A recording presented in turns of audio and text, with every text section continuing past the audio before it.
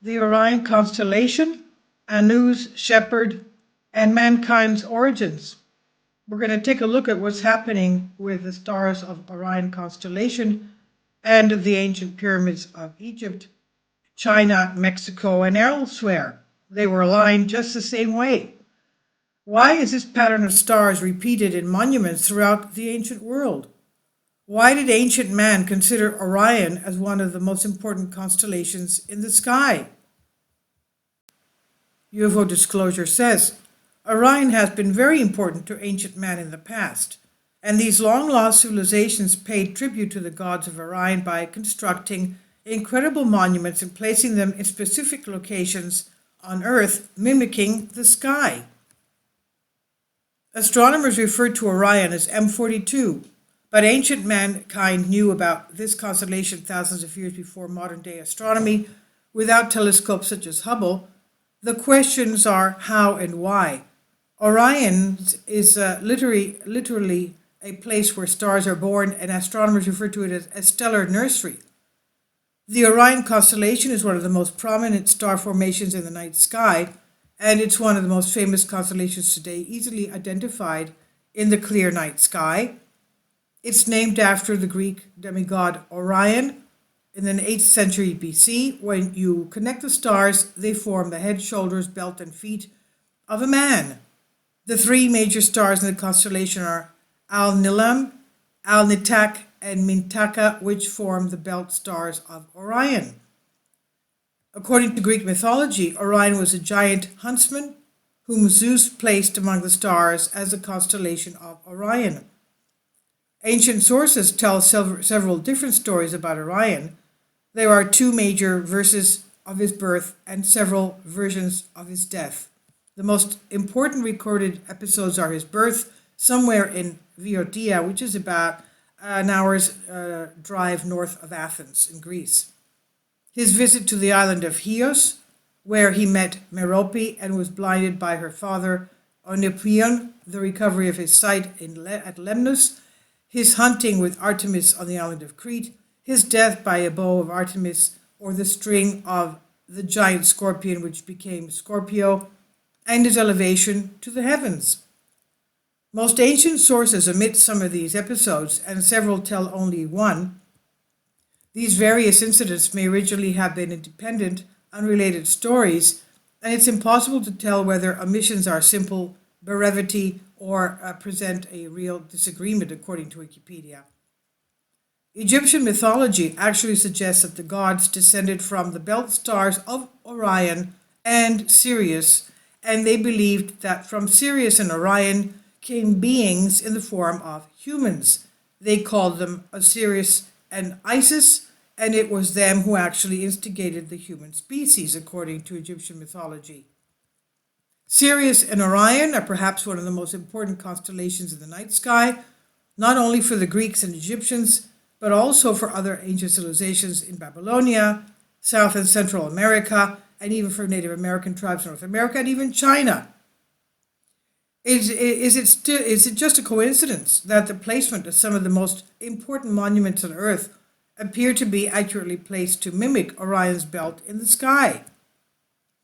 How could there be similar structures pointing to Orion built by civilizations located thousands of kilometers apart, who, according to modern-day scholars, were not connected in any way?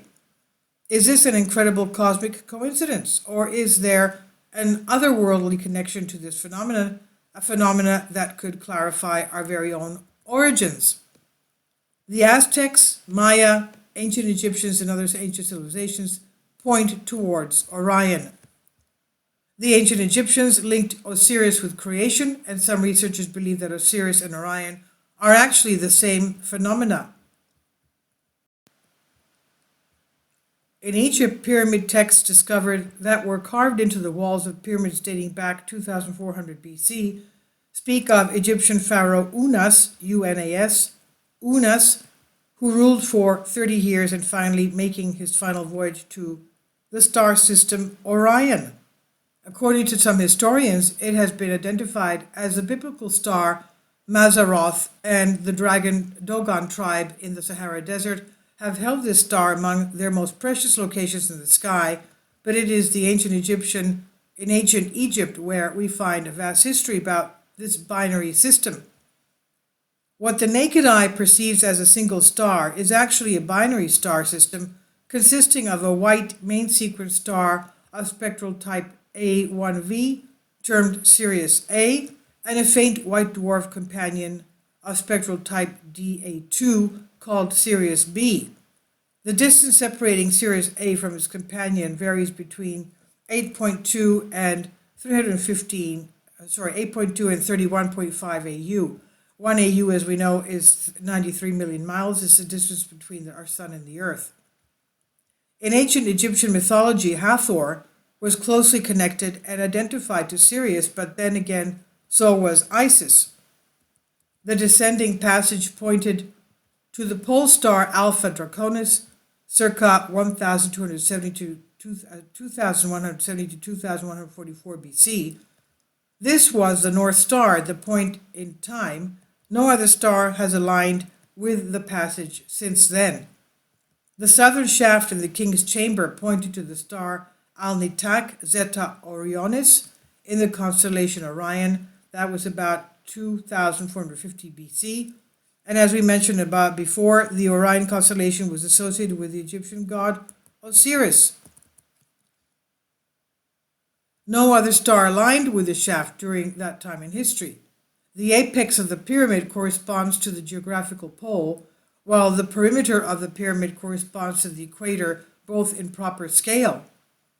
Each flat face of the pyramid was designed to represent one curved quarter of the northern hemisphere, a spherical quadrant of 90 degrees. The construction of the Teotihuacan was attributed to the Quinametzin giants. Quinametzin Nahuatl, a race of giants who, legends say, populated the world during the previous era and whose survivors were hidden in those days.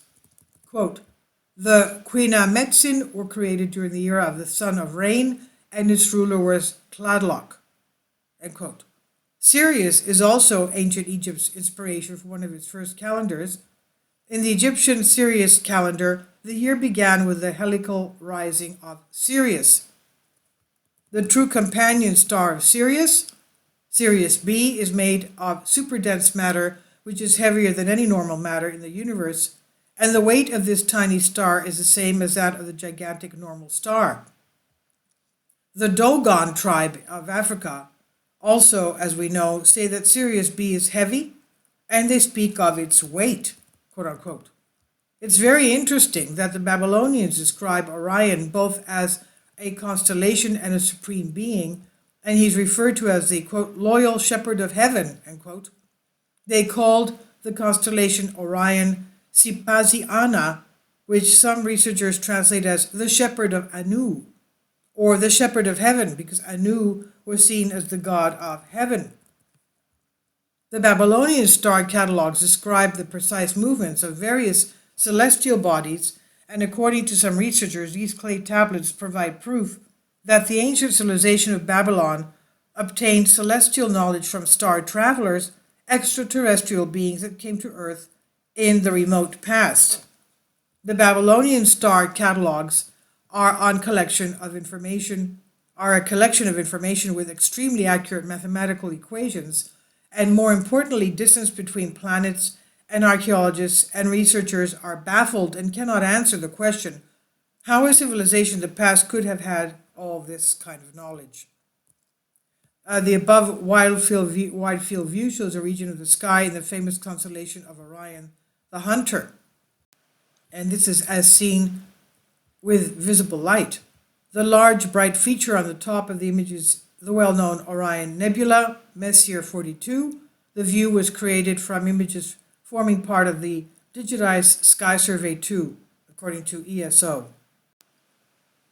This is from Humans Be Free. I'll leave a link below for you for this. Thank you for your support. Please leave your comments. Kindly support my Patreon account. The daily posts are 5 videos daily, and they are totally different from what I have on my YouTube channel.